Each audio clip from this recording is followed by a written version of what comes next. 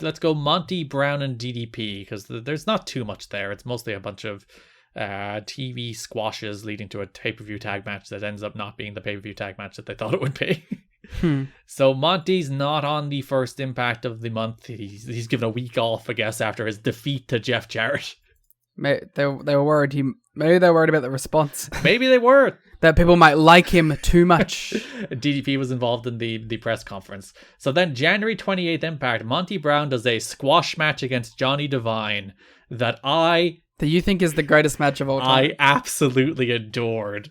Because it's like, it's 2 minutes long.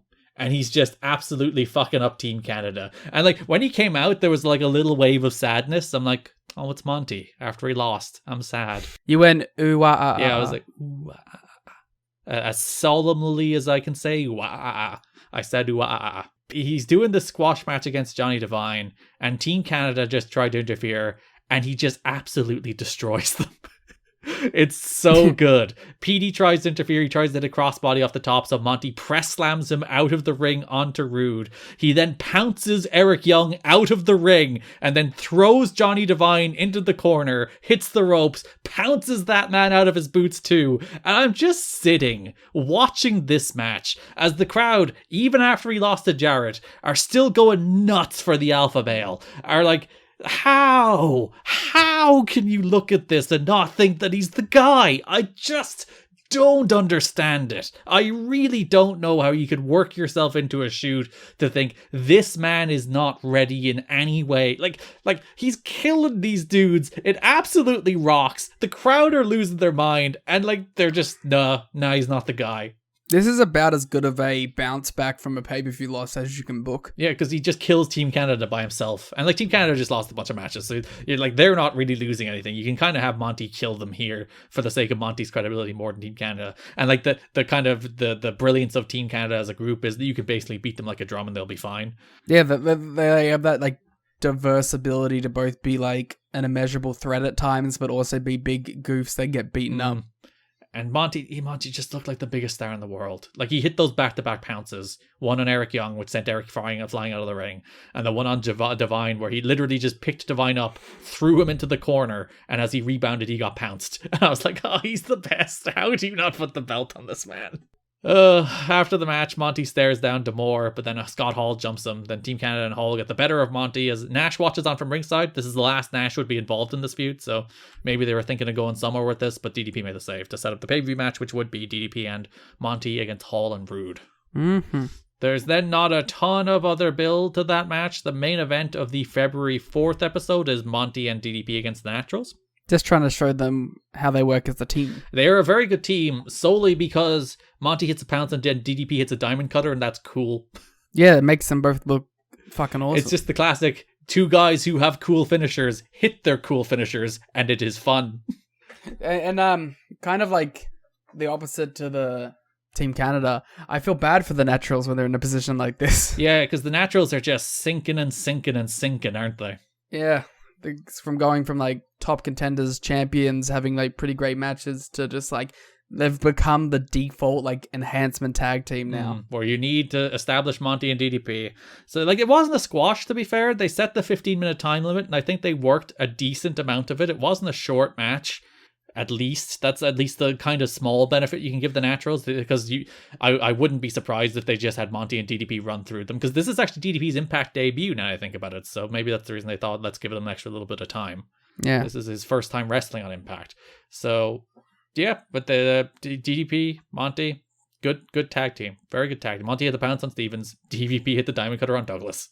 It's good pro wrestling. Sid Haig was at Impact apparently, Mike Tenay tells us. Star of some Rob Zombie movie at the time, apparently. This is Devil's Reject, I believe. Yeah, he wasn't shown on camera or anything. Devil's Reject, fun movie. I believe that's one that DDP's in. Yeah, I think that was the tie-in, that a bunch of the co-stars, and I think, did they mention Rob Zombie was there? There was at least some co-stars other than Sid Haig there. I wasn't paying enough attention. If Rob Zombie was there, I could not imagine him not being involved. Yeah, get him on camera with Abyss. As he has like had some history in pro wrestling with ECW and such. I like Devil's Rejects. It's like it's a Rob Zombie horror film, which leaves it to a certain like stylings, very visually distinct, very graphic, and a little, what's the word I'm looking for here? Not bad faith. That doesn't feel right. Like cynical, a little mean spirited, where it's like a lot of the things like you're like that happen. You're watching and you're going, like, you know how there's sometimes in movies where there'll be a character that you're rooting for and you feel like the movie is going over the top with the perils that they're putting in that character's way, and it stops becoming like a thing for the hero to overcome and just starts to feel mean. Yeah. And it's like a bit of a hard disconnect to have. There's a bit of that in The Devil's Rejects, and also like in the whole trilogy. This is what people came here for. They came for my breakdown of the Rob Zombie Devil's Rejects trilogy. We've already done Better Call Saul, so you might as well. Yeah. It I feel like like at the beginning of that run of movies, all the characters are objectively bad, and then by the end of it, they kind of framed as anti-heroes, but they've done such horrific, horrible things throughout that trilogy of movies that even framing them somewhat as an anti-hero feels disrespectful in general and feels mean-spirited. So like even any sort of justification for these characters or making them exceedingly likable by making them comedic or framing them like these outlaw rebels, I don't think it works necessarily. Feels unearned. Because not so much unearned, or like just I don't see how it could be earned in the first place. Like I don't see how there's movement with what these characters have done and the crimes they've committed to make them likable in any way. I don't feel like that's a responsible thing to do even. That's my, like, I think again, like all those movies are incredibly stylistic and visually appealing, and like from that aspect of watching a movie, like that I think breaks through, and they're definitely interesting. But yeah, that's my main problem with it, is like they make the villains are the protagonists, and they make them too cool, quotation marks, for it to really work. Didn't think I'd get 5 minutes on Devil Rejects mentioning Sid Haig. This is why I'm here. February 11th Impact, DDP faced Chris Candido in a match that disappointed me because it was pretty much entirely a squash, and I was like, they'd probably have a nice little match if they had a nice little match. That being said, it is cool to see DDP and Chris Candido in the ring together. Yeah, DDP's not doing anything particularly special. Like, it's not like any of his matches are like, oh, I love this DDP match. But he's just like a nice welcome presence on the show, and same for Candido, who's just great. Well, we were talking about how, like, having a DDP on this show, it's a lot like having a Dustin Rhodes. Just having them in the mid-card is enough. Yeah, and DDP's just like a good vibes kind of guy. Yeah, he's a good vibes pro wrestler. It's just like, even when he's not like knocking the doors off, it's like he's hitting diamond cutters. He comes out to his cool knockoff theme song. I'm happy. Someone said that this was like the theme that almost got TNA sued. Well, it is like WCW did a Smells Like Teen Spirit knockoff that's like 80% of the way there, and TNA's like, what if we went the rest of the way there? Yeah.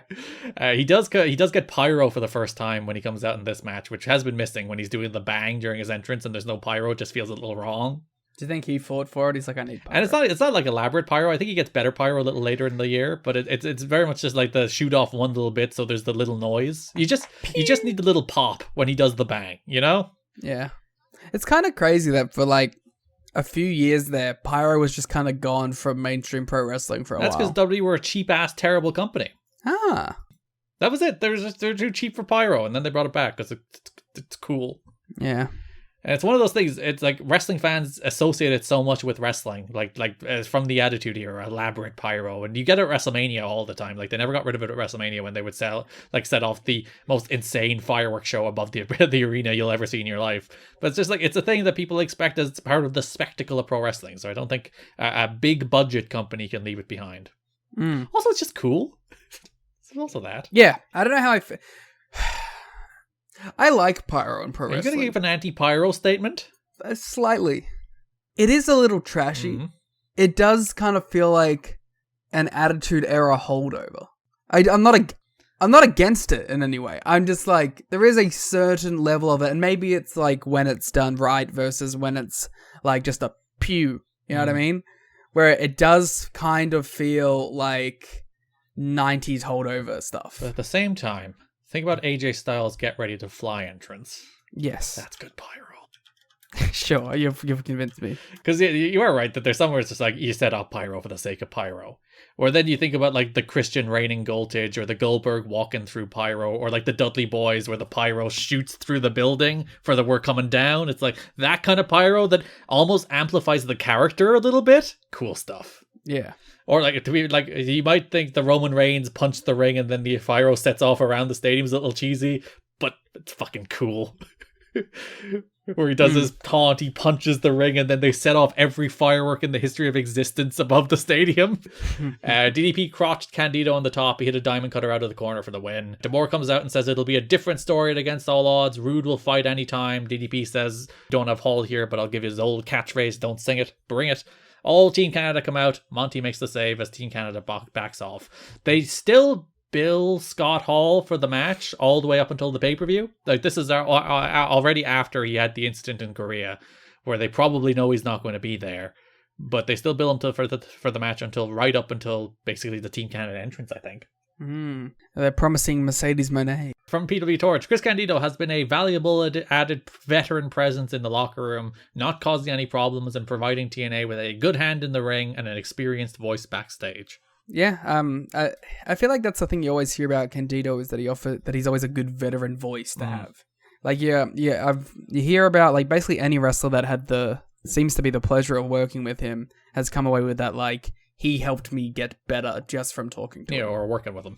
Or watch have you ever seen the Great Khali Candido match in Japan? Yes, but a long time ago where now. No man has ever made Khali look like the best wrestler in the world more than Chris Candido did. Yeah. Candido, huh? It's kind of a name, like one of those super valuable names that has been lost a little bit. Yeah, and like the tragic thing is, like at this stage in TNA, he's just a complete jobber. You know, they're not doing anything with him. They just start doing stuff with him as he passes away, which is always like the worst. It's like, oh. Because again, you would think as you go into different eras of TNA, you might get that chance of a Candido career renaissance at a different stage. And it was taken away too soon. Against All Odds, Monty Brown and DDP defeated Team Canada. If you go back and listen to the Monty Brown and DDP versus the Naturals thoughts, exact same match. Yeah, it's really just the finish here. That is the thing that matters. They get the heat, come back, Monty pounces Rude, DDP diamond cutters EY out of the corner. It is cool when those two men hit their cool moves. And that's it. That's the takeaway from this match. Yep.